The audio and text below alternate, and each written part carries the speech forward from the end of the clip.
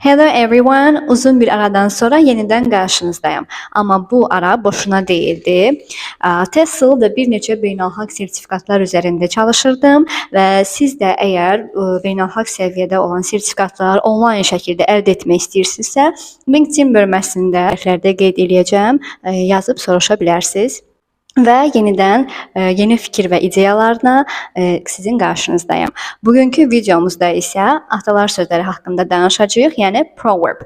Onların Azərbaycanca mənasını və izahlarını biləcəyik. Gəlin, hazırsınızsa vaxt itirmədən başlayaq. The first one is no pain, no gain. Yəni əziyyətsiz iş olmaz, əziyyətsiz nəticə olmaz. East or west, home is best və ya there is no place like home.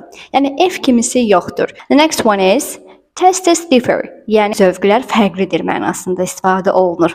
A friend in need is a friend indeed. Məncə bu çox məşhur bir atalar sözüdür və bir çoxunuz bəlkə də mənasını artıq bilirsiniz.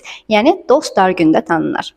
Və ən nəhayət sonuncu, a tree is known by its fruit. Bu atalar sözünün mənasını isə rəy bölməsində tapmağa və izahlarını yazmağa çalışın.